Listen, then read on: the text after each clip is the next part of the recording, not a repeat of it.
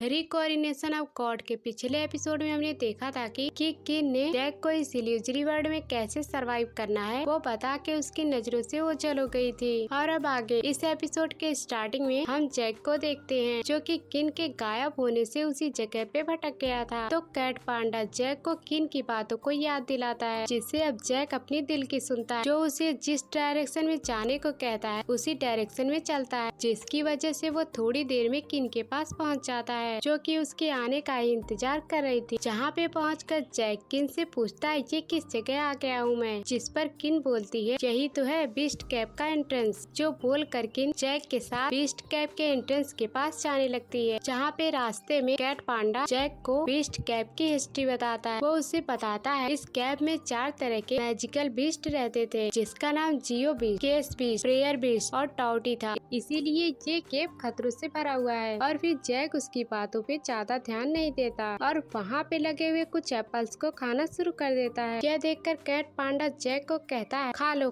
ये फ्रूट्स तुम्हारे physical strength को एनहेंस करेगा। लेकिन किन जैक को इस फ्रूट को खाने से मना करती है क्योंकि उसके हिसाब से वो पॉइजनस भी हो सकता है। तो फिर जैक किन को एक एप्पल खाने को देते हुए बोलता है तुम तो बहुत ही ज्यादा सोचती हो, यह एप्पल तो काफी ज्यादा फ्रेश है और इसका टेस्ट भी काफी ज्यादा अच्छा, तो क्यों ना तुम इसे टेस्ट करो। जिस एप्पल का किन बस एक बाइट लेकर उसे फेंक देती है, जिसके ऐसा करते ही वहाँ पे भूकंप आ जाता है पर ज्यादा देर तक नहीं रहता, जो देखकर जैक की हालत काफी ज्यादा खराब हो गई थी क्योंकि उसे लग रहा था कि उसकी तरफ कोई बीस्ट आ रहा है। तो फिर किन जैक के लिए कुछ निशान बनाने के लिए कहती है ताकि मैं कभी अगर इस जगह पे आए तो वो यहाँ पे गुम ना हो जाए, क्योंकि ये बीस्ट कैप किसी भूल भुलैया से कम नहीं है। इसके बाद जैक अपनी स्वर्ण की हेल्प से एक एरो बना देता है। इसके बाद वो लोग एक पोर्टल से होते हुए बीस्ट कैप में एंटर कर जाते हैं, जहाँ पे वो लोग अंदर कुछ दूरी तय करते हैं कि तभी वहाँ पे एक बार फिर से भूकंप आ जाता है। पर इस बार ये भूकंप असल में किस बीस्ट के कारण आया हुआ था और तभी बीस्ट कुछ ही देर में उनके सामने आ जाता है, जिसे देखकर किन बोलती है यह तो प्रेयर बीस्ट है, जिसे सुनकर वो बीस्ट बोलता है क्या बात है, मुझे लगता है कि तुम्हें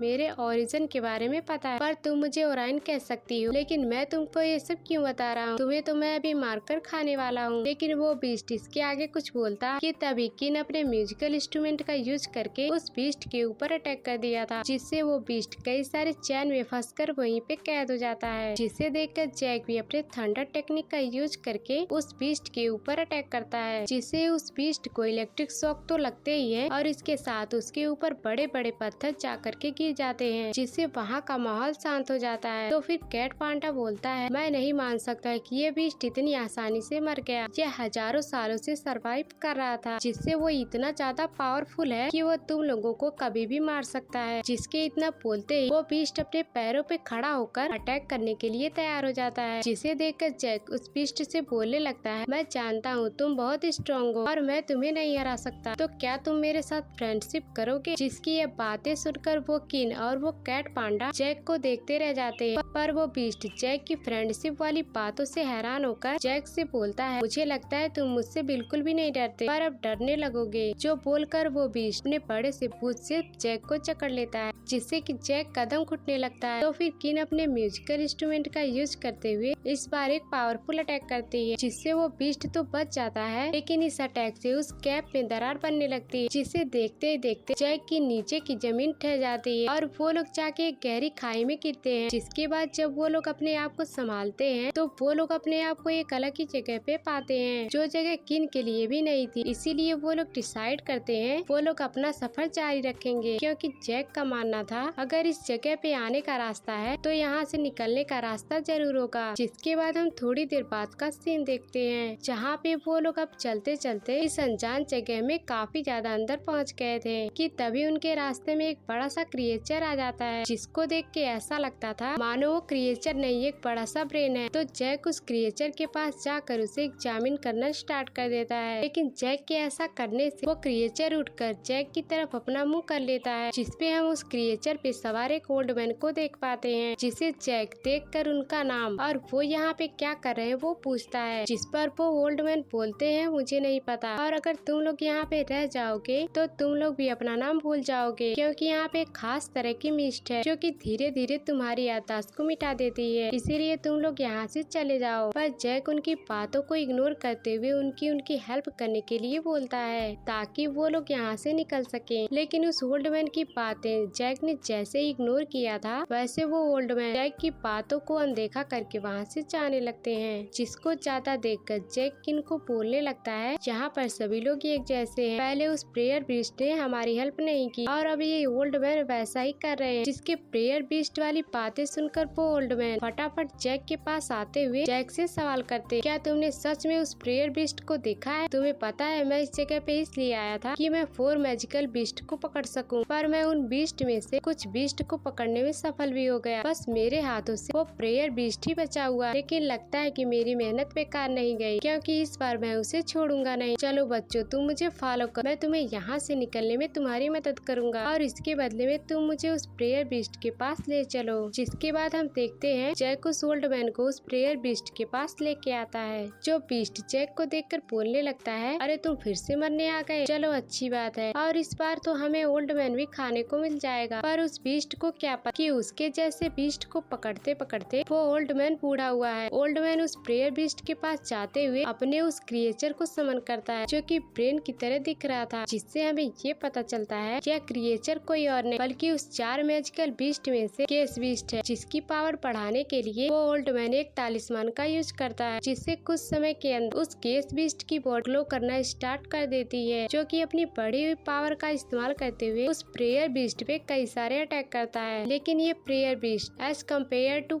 केस बीस्ट फुर्तीला था, जिससे वो प्रेयर बीस्ट अपनी तरफ आ रहे अटैक को काफी ज्यादा इजीली तरीके से डॉज करते हुए जा रहा था, जिसे देखकर कैट पांडा बोलने लगता है, भले इस केस बीस्ट की पावर बढ़ गई पर उसके बावजूद ये ब्रेन बीस्ट का मुकाबला नहीं कर पाएगा। जो बात अब हमें यहाँ पे सच होते हुए दिखती है। और इस बार जब वो ओल्ड मैन अपने एक और तालिस्मान का यूज करते हुए उस केस बीस्ट पे करता है, तो उससे उसकी साइज बढ़ जाती है और साथ ही में केस बीस्ट के अगल बगल बॉल जैसी चीज घूमने लगती है, जिसका यूज करके वो प्रेयर बीस्ट पे अटैक करता है, जिसके अटैक को प्रेयर बीस्ट अपने क्लॉड एक्स से काउंटर कर देता है। तो जैक ओल्ड मैन की फाइटिंग स्किल को देखकर बोलता है, मैंने एक बार एक एल्डर से सुना था वेस्टर्न रीजन में एक डिवाइन बीस्ट होली सेक्ट है, जिसके पास पावर होती है कि वो लोग डीमन एंशिएंट बीस्ट यहाँ तक कि गॉड से भी फाइट कर सकते हैं। और मुझे लगता है वो ओल्ड मैन उसी सेक्ट से बिलोंग करता है। और फिर हम केस बीस्ट को देखते हैं, जो कि उस प्रेयर बीस्ट से पिटना शुरू कर दिया था, जिसकी वजह से वो काफी ज्यादा घायल हो जाता है, जिसे देखकर वो ओल्ड मैन एक तालिस्मान का यूज करता है और उस तालिस्मान का यूज करते हुए एक पोर्टल में पकड़े हुए जियो बीस्ट को समन करता है, जिसके आने से प्रेयर बीस्ट चौकन्ना हो जाता है, क्योंकि वो जियो बीस्ट प्रेयर बीस्ट की तरह ही पावरफुल है, जिससे अब इनके भी एक अच्छा मुकाबला देखने को मिल सकता है। इतना दिखाते ये एपिसोड यहीं पर एंड हो जाता है। Thanks for watching.